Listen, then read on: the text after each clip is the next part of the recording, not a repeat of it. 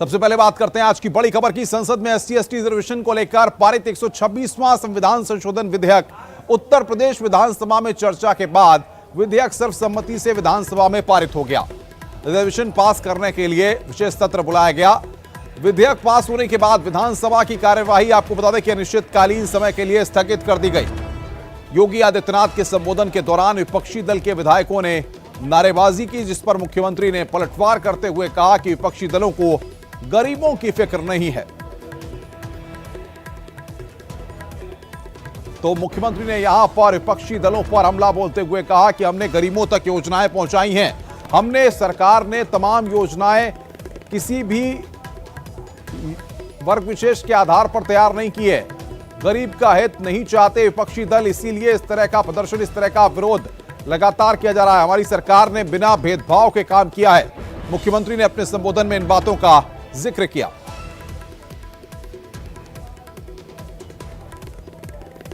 किसी गरीब को, किसी वंचित को शासन की योजनाएं मिले, उसमें जो सबसे बड़ी बात आती है, चेहरे सामने अपने आप दिखाई दे रहे हैं। ये चाहते ही नहीं कि गरीब को इन सुविधाओं का लाभ मिले और ये सच्चाई सामने आ सके। इस दृष्टि से ये लोग किस तरीके से शासन की योजनाओं में बाधक बनते हैं और गरीब और वंचितों के अकाउंट में डकैती डालते हैं, उसका एक उदाहरण महोदय ये नमूने के रूप में सामने दिखाई दे रहे हैं। प्रदेश के डिप्टी सीएम केशव प्रसाद मौर्य ने कहा है कि उत्तर प्रदेश में हुए बवाल में PFI का हाथ सामने आया है। उस पर बैन की बात चल रही है। अगर सिमी ने सिर उठाया तो उसे कुचल दिया जाएगा। पूरे अराजकता, पूरे आगजनी, पूरे बलबे के पीछे विशेष तौर से PFI का ही हाथ था और उसकी जांच के माध्यम से सच भी सामने आ रहा है। और इस बात को ध्यान में रखते हुए कि सिमी किसी भी रूप में अगर प्रकट होगा तो उसे कुचल दिया जाएगा। इस प्रदेश में, देश में किसी भी प्रकार का देशद्रोही आचरण बर्दाश्त नहीं किया जाएगा। बैन की तैयारी उसका प्रस्ताव चल रहा है और निश्चित तौर से ऐसे संगठनों को बढ़ने नहीं दिया जाएगा। उसे प्रतिबंधित करने की आवश्यकता है, प्रतिबंधित किया जाएगा। लखनऊ में CAA, NRC और NPR के विरोध में समाजवादी पार्टी के MLC और विधायकों ने आज साइकिल यात्रा निकाली। रैली को रवाना करते हुए समाजवादी पार्टी के अध्यक्ष अखिलेश यादव ने कहा कि बहुमत के नशे में बीजेपी लोकतंत्र को कुचलना चाहती है। धर्म के आधार पर नागरिकता देने का समाजवादी पार्टी विरोध करती है।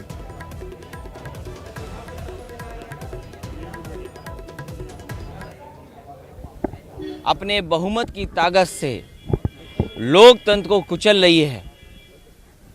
उसका विरोध केवल उत्तर प्रदेश में नहीं हो रहा है।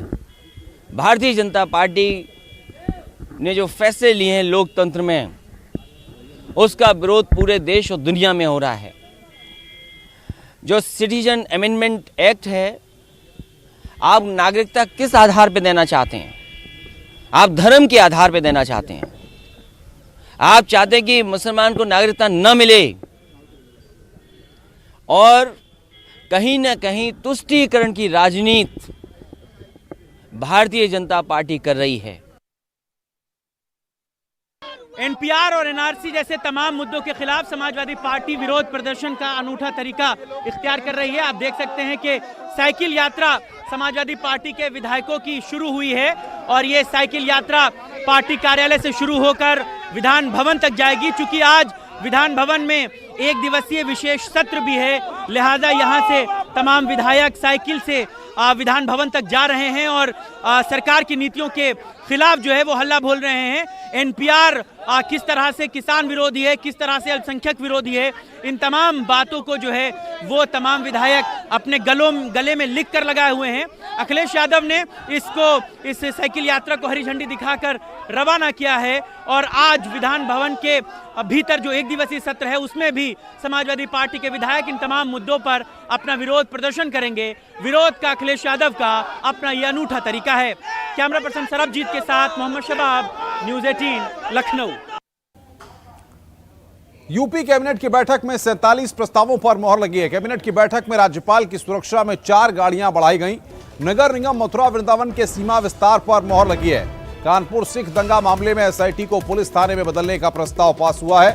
स्वतंत्रता संग्राम सेनानियों के अंतिम संस्कार के लिए दिया जाने वाला अनुदान बढ़ाया जाएगा। लोक निर्माण विभाग से जुड़े प्रस्तावों को मंजूरी मिली है। नगर विकास विभाग से जुड़े प्रस्तावों को भी कैबिनेट ने अपनी मंजूरी दी है। तो आज उत्तर प्रदेश कैबिनेट की बैठक में कई अहम फैसले यहां पर लिए गए। लोक निर्माण विभाग से जुड़े प्रस्तावों को कैबिनेट की मोहर लगी है। आदित्यनाथ की अध्यक्षता में लोक भवन में कैबिनेट की बैठक हुई। बैठक में कैबिनेट मंत्री सभी मौजूद रहे। डिप्टी सीएम दोनों थे, केशव मौर्य और डॉक्टर दिनेश शर्मा दोनों मौजूद रहे। कैबिनेट की बैठक में कई अहम प्रस्तावों पर मुहर लगी।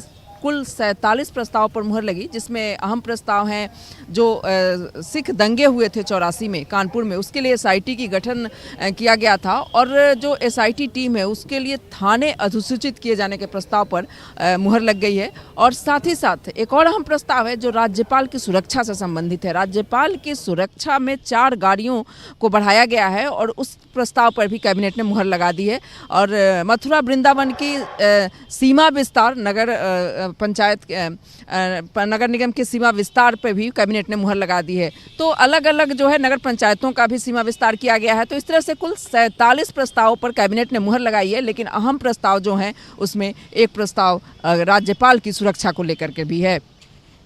कैमरामैन शरद तिवारी के साथ रंजना, न्यूज 18 लखनऊ। मुख्यमंत्री योगी आदित्यनाथ के बहाने प्रियंका गांधी के भगवा पर किए गए वार से साधु संत बेहद नाराज हैं। सीएम योगी के भगवा धारण करने के लेकर प्रियंका गांधी के बयान पर अयोध्या के संतों ने इस पूरे मसले पर कड़ी नाराजगी जताई है। अयोध्या के संतों का कहना है कि प्रियंका गांधी का भगवा को टारगेट करना गलत है। उन्हें अगर कुछ कहना है तो मुख्यमंत्री को कहें। आपको बताएं कि कल लखनऊ में प्रेस कॉन्फ्रेंस कर कांग्रेस महासचिव प्रियंका गांधी ने सीधे सीएम पर साधा था निशाना और कहा था कि भगवा आपका नहीं हिंदू धर्म का है, जिसमें हिंसा और रंज का कोई स्थान नहीं है। माननीय मुख्यमंत्री जी ने किसी बात को रखा तो मुख्यमंत्री की भाषा में आप बात करो ना, राजनीतिक व्यक्ति की भाषा में बात करो ना। भगवा को क्यों बीच में आप ले आती हो? मैंने देखा कि झारखंड में आप उसी जगह पे आप बैठी हुई थी जो प्रेजेंट टाइम में व्यक्ति चुनाव जीता वो तमाम भगवा को गाली दिया। उसने कहा कि भगवा पहनकर भगवाधारी बलात्कार करते हैं, बहन बेटी की इज्जत लूटा करते। कभी इस प्रकार की भगवा पहनने वाला कभी इस प्रकार कृत्य कुकृत्य नहीं करता। लेकिन आपके मनसा कतई भगवा के प्रति ठीक नहीं रहा है। आपकी पार्टी लगातार भगवा के प्रति कुछ न कुछ अनाप शनाप और भगवा को आपने लगातार आतंकवाद के तरीके आपने मढ़ा है। आपने भगवा को आतंकवाद बताया है। आपके भाई लगातार जो आप बताते थे आपके भाई साहब की जो है मंदिर में लोग जाते हैं, लड़कियों छेड़ने के लिए जाते हैं और साधु और भगवाधारी के तमाम आपने अपमान किया बार बार। ये दुर्भाग्यपूर्ण है। योगी की सरकार क्या कर रही है इस पे बोलने का अधिकार सभी पार्टियों को होना चाहिए और है भी, परंतु योगी किन वस्त्रों में बैठे हैं, योगी ने वस्त्र क्यों पहने हैं, वस्त्रों का मतलब नहीं पता है, इस प्रकार की बात करके ये अपने आप में नॉन सीरियस पॉलिटिक्स को दर्शाता है। यही कारण है कि पूरा देश इन दोनों बच्चों को कभी सीरियस नहीं लेता है। वहीं निरंजन ज्योति ने प्रियंका गांधी पर निशाना साधते हुए कहा कि झूठे नाम लगाने वाली प्रियंका गांधी को भगवा के संबंध में अध्ययन करना होगा। करना पड़ेगा प्रियंका गांधी को अभी भगवा के संबंध में बहुत अध्ययन करना पड़ेगा। भगवा है क्या चीज, पहले उनको अध्ययन करना पड़ेगा। भगवा पहन करके माननीय योगी जी के ऊपर जिस तरह से प्रियंका गांधी ने कटाक्ष किया है, मुझे लग रहा है कि जो लोग नकली नाम लगा करके घूम रहे हैं उनको भगवा में भी वैसे दिखाई पड़ रहा है। भगवा हमारे देश की आन है, भगवा हमारे देश की शान है, भगवा हमारे देश की ज्ञान को वर्धन करने वाला है। ये भगवा वैराग्य का प्रतीक है, ज्ञान का प्रतीक है, समता का प्रतीक है। लेकिन जिनको भगवा के मामले में कुछ जानकारी नहीं, वो जब बोलते हैं तो एक हास्यास्पद विषय हो जाता है। आइए अब आपको सुनाते हैं कि प्रियंका ने कल भगवा और योगी पर क्या बयान दिया था। मुख्यमंत्री जी ने योगी के वस्त्र धारण किए हैं, भगवा धारण किया है। ये भगवा आपका नहीं है, ये भगवा हिंदुस्तान की धार्मिक आध्यात्मिक परंपरा का है, हिंदू धर्म का चिन्ह है। उस धर्म को धारण करिए। उस धर्म में रंज, हिंसा और बदले की भावना की कोई जगह नहीं है। इधर प्रियंका के भगवा वाले बयान के तूल पकड़ने के बाद आज अखिलेश यादव ने भी बीजेपी पर निशाना साधा। अखिलेश ने कहा है कि बीजेपी कितनी भी कोशिश कर ले, देश का रंग तिरंगा ही रहेगा। न जाने कितनी बार उठाया है, आप जिस जगह खड़े हैं निकलते ही आप बाएं चले जाएं, केवल रंग बदलने के लिए, भगवा करने के लिए। पता नहीं क्या है भगवा में। और पीताम्बर रंग नहीं बोलोगे क्या? भारतीय जनता पार्टी से पूछिएगा तो हम तो पीताम्बर को भी मानते हैं। पीताम्बर रंग, नया भगवा रंग, लेकिन देश का रंग तिरंगा ही रहेगा, भारतीय जनता पार्टी कितनी भी कोशिश कर ले। अयोध्या विवाद पर सुप्रीम कोर्ट का फैसला आने के बाद जहां ट्रस्ट गठित करने और राम मंदिर निर्माण की कवायद तेज हो गई है, वहीं अयोध्या में प्रस्तावित राम मंदिर के मॉडल को लेकर ही साधु संतों ने सवाल खड़े कर दिए हैं। शंकराचार्य स्वामी के शिष्य श्री धरानंद ब्रह्मचारी अयोध्या में प्रस्तावित राम मंदिर के मॉडल को छोटा बताते हुए कंबोडिया के अकोर वाट मंदिर की तर्ज पर अयोध्या में राम मंदिर निर्माण की मांग की है। उन्होंने कहा कि अयोध्या में भगवान रामलला के मंदिर के निर्माण के लिए भूमि की अब कोई कमी नहीं है। सरकार अगर भव्य मंदिर बनाने में असमर्थ है तो धर्माचार्यों के हाथों में मंदिर निर्माण का काम सौंप देना चाहिए।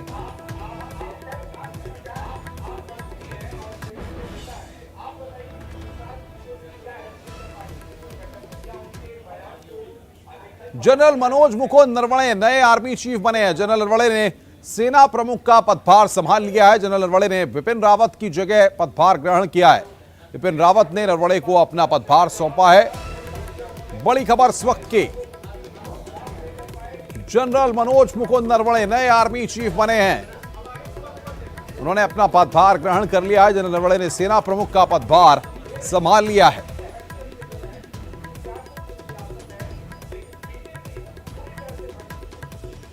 तो बिपिन रावत ने नरवणे को अपना पदभार सौंपा है। जनरल मनोज मुकुंद नरवणे नए आर्मी चीफ बने हैं। हम आपकी स्क्रीन पर आपको बता रहे हैं ये ग्राफिक्स की मदद से कि कश्मीर और पूर्वोत्तर भारत में काउंटर इमरजेंसी, जम्मू कश्मीर में राष्ट्रीय राइफल्स बटालियन इन्फेंट्री ब्रिगेड की उन्होंने कमान संभाली।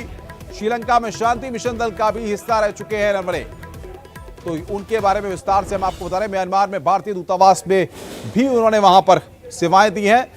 ऐसे में आज उन्होंने अपना पदभार ग्रहण कर लिया है।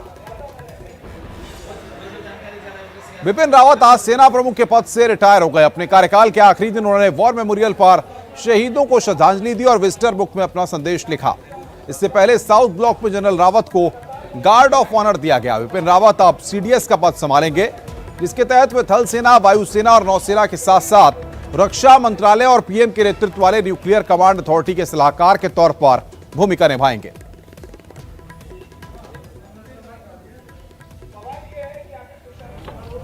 चीफ ऑफ आर्मी स्टाफ केवल अकेला काम नहीं करता, उसको काम करने में, अपना कर्तव्य पालन करने में सहयोग मिलता है उसके जवानों द्वारा। ओहदेदार चाहे वो जिस रैंक पर तैनात हों, उन सभी के सहयोग के द्वारा जिस टीम वर्क से भारतीय सेना काम करती है, तभी हमें सफलता मिलती है। बिपिन रावत केवल एक नाम है। बिपिन रावत का ओहदा तब बढ़ जाता है जब वो चीफ ऑफ आर्मी स्टाफ कहलाता है, और चीफ ऑफ आर्मी स्टाफ वो तभी कहलाता है जब उसके साथ सारी टीम मिलकर काम करती है। वो chief of army staff Indian army का होता है। ब्रेक के बाद उत्तर प्रदेश में पड़ रही कड़ाके की ठंड और कोहरे की मार से जनजीवन ठहर गया है। पश्चिमी विक्षोभ का असर ऐसा है कि मथुरा, सोनभद्र, आगरा का तापमान जमाव बिंदु के करीब पहुंच गया है। साथ ही मेरठ, अलीगढ़, आगरा समेत कई जगहों के अधिकतम तापमान 10 डिग्री सेल्सियस के नीचे रिकॉर्ड किए गए हैं। हम आपको प्रदेश में ठंड की 6 तस्वीरें इस वक्त आपकी स्क्रीन पर दिखा रहे हैं। लखनऊ, आगरा, मुरादाबाद, मेरठ, हापुड़, प्रयागराज की ये तस्वीरें, जहां पर शीतलहर से बुरा हाल है।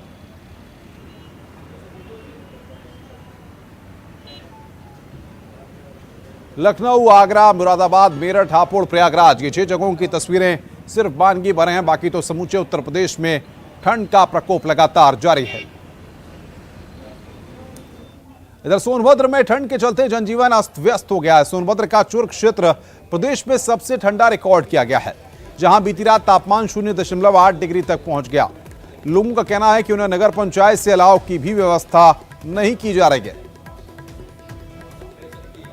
सोनभद्र के चुर्क क्षेत्र में तापमान 0.8 डिग्री तक पहुंच गया और ये प्रदेश का सबसे ठंडा स्थान बताया जा रहा है। देखते हैं कि ठंड से किस तरह लोग यहाँ काँप रहे हैं। देखिए आलाव जला के बैठे हुए हैं और लोग आग का सहारा ले रहे हैं ठंड से बचने के लिए। आइए इन्हीं से जान लेते हैं कि किस तरह यहाँ ठंडी पड़ी, कितनी ठंडी। अरे बहुत ज़्यादा ठंडी यहाँ पड़ रही है। इधर देखिए बहुत ज़्यादा ठंडी यहाँ पड़ रहा है। अच्छा। अलाव का कोई व्यवस्था नहीं है, जब भी लकड़ी आता है सब गायब हो जाता है। अच्छा। हाँ, ठंड से बचने के लिए आप लोग क्या करते हैं? यही अपन खरीद लकड़ी जलाया जा रहा है, क्या किया जाए। अच्छा, आप बताइए बाबा, ठंड से किस तरह की परेशानी हो रही है? अरे ठंड से इतना परेशानी है कि हम लोग परेशान हैं। लकड़ी खरीद करके हम लोग जला रहे हैं, अपने से नगर पालिका लकड़ी दे नहीं रही है, हम लोग क्या करें। अच्छा, परेशान हम लोग हैं। आप बताइए, ठंड जो यहाँ पड़ रही है जी, इतनी ठंड कभी पड़ी थी यहाँ पे? नहीं, अभी तक नहीं। 2002 में पड़ी थी, जैसे मेरे बुजुर्ग ने बताया कि 2002 में पड़ी थी। आज तक ऐसी नहीं। कल आज का तापमान यहाँ का है 2.6 है और कल का यहाँ पे तापमान था -0.8 पहुँच गया था। और यहाँ पे बहुत ज़्यादा ठंड है और बुजुर्ग लोग के लिए कोई व्यवस्था नहीं, कोई कंबल की कोई व्यवस्था नहीं है यहाँ पे चुर्क में। जैसा कि आप बता रहे हैं लोग कि यहाँ पे ठंड बेतहासा पड़ रही है और ठंड की वजह से लोगों को काफ़ी परेशानी हो रही है। रात्रि का तापमान 0.8 डिग्री पहुँच गया था, इससे लोगों को काफ़ी परेशानी हो रही है। अनूप कुमार, न्यूज़ 18 उत्तर प्रदेश, सोनभद्र। ठंड के चलते जंगल का राजा भी परेशान है। लखीमपुर खीरी के दुधवा टाइगर रिजर्व में शेर घास फूस में छुपकर ठंड से बचने की जद्दोजहद कर रहा है। लखीमपुर खीरी में तापमान 3 डिग्री तक पहुंच गया है। ठंड से बचने के लिए शेर भी घास फूस में दुबक गया है। उत्तर भारत में सर्दी का सितम लगातार जारी है, जिसके चलते लखीमपुर खीरी में पारा 3 से नीचे लुढ़क गया है। इंसान तो इंसान, जंगल के राजा भी सर्दी के सितम से बेहाल है, जिसके चलते जंगल के राजा को भी घास फूस का सहारा लेना पड़ रहा है। ठंड से बचने के लिए जंगल का राजा भी जद्दोजहद करते नजर आ रहा है। मनोज शर्मा, न्यूज़ 18, लखीमपुर खीरी।